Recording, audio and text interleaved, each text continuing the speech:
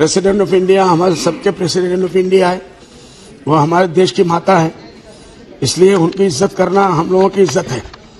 ये और बात है कि सर मैडम को भी, हमारी देश की माता को भी इस मर्तबा जो भाषण दिया गया है उसमें बहुत से मिसगाइड किए गए और ऐसा लगता है कि उनको इस बात का एहसास भी नहीं होने दिया कि इस मुल्क में मुसलमान भी रहते हैं, जबकि जो है इस मुल्क की आज़ादी के अंदर मुसलमानों का उतना ही बड़ा अपमान है जितना दूसरे मुल्क के लोगों का है। कोई एक कदम भी पीछे नहीं है और देश को बनाने में उन्होंने बड़ी कुर्बानियां दी है। इसलिए इस मुल्क को अगर कोई समझता है कि मुसलमानों से खत खाली करके और मुल्क को आबाद कर लेंगे, आज़ाद कर लेंगे और आबाद कर लेंगे, ये नामुमकिन है।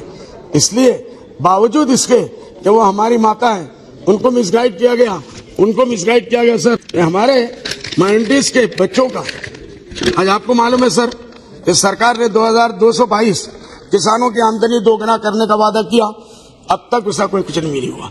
हर साल 2 करोड़ नौजवानों को नौकरी देने का वादा किया, वो भी पूरा नहीं हुआ।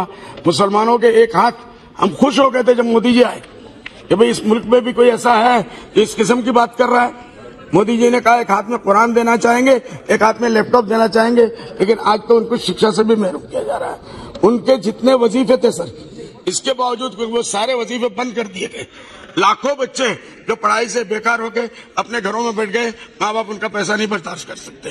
दो उच्च शिक्षा के लिए जिन बच्चों को वजीफा सरकार देती थी इससे पहले की सरकार, वो भी बंद कर दिया गया। रोजाना एक ना एक ताला बंद किया जा रहा है, लेकिन उसके बावजूद भी चूंकि वो हमारे देश की माता है, उन्होंने कहा है हम उनके भाषण की सपोर्ट करते हैं, लेकिन जो उसके अंदर उन्होंने दिया गया लिख के उसके हम जो सपोर्ट नहीं करते। ये साफ बात है। तो इसलिए मुस्लिम बच्चों को स्कॉलरशिप बंद कर दिया गया। जामिया मिल्लिया इस्लामिया, अलीगढ़ मुस्लिम यूनिवर्सिटी के फंड में कटौती कर दी गई, हमने सब्र किया। आसाम में बगैर ऑल्टरनेटिव जगह दिए हुए सिर्फ मुसलमान चुन चुन के उनको बेघर किया जा रहा है, बुलडोजर उनके घरों पर चलाया जा रहा है। सर हमने यहाँ बाकायदा मैंने इस बात को उठाया, लेकिन कोई असर नहीं हुआ। वहाँ के चीफ मिनिस्टर साहब जिस दिन जो चाहते हैं वो सुबह उठ के कर देते हैं। सर आसाम में मदरसों को बंद कर दिया गया, हम चुप रहे। उम्मीद रही कि मोदी जी फिर कहेंगे मैं एक हाथ में कुरान देना चाहता हूँ, एक हाथ में लैपटॉप देना चाहता हूँ, इसलिए मदरसों को मैं बंद होने नहीं दूंगा। लेकिन 1 साल हो गए, दिल्ली की सरकार ने भी कुछ नहीं किया।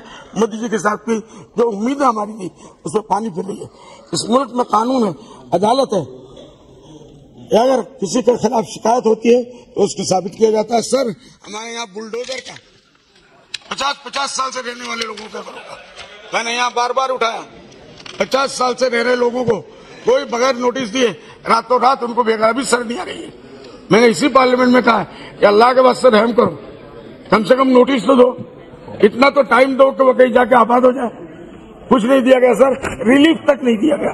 ये मुस्लिम औरतों को, बच्चों को जो है ऑनलाइन के ऊपर धमकियां दी जा रही है, उनकी इज्जत का नीलाम करने के बाद मिनिस्टर लोग सब सिर्फ दिल्ली में बैठ के, इसी दिल्ली शहर में मिनिस्टर लोग मुसलमानों के खिलाफ खुले मुंह से बयानात दे रहे हैं। आपको मालूम है, धर्म संसद बुला के मुसलमानों के खिलाफ, क्या इस मुल्क में हमारा कोई हिस्सा नहीं है?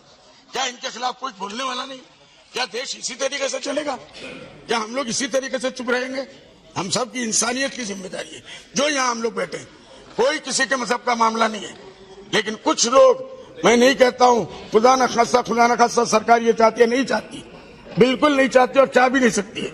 कुछ लोग इसको बदनाम कर रहे हैं। क्या उनके मुंह पर लगाम नहीं लगाया? ओके, क्या हमको एजुकेशन में मौका नहीं देना चाहिए? क्या सर जो हमारी शिकायत है तालीम के मामले में, तहजीब के मामले में, क्या उसको दूर नहीं किया जा सकता? इन्हीं बातों पर मैं आपकी शुक्रिया अदा करता हूं।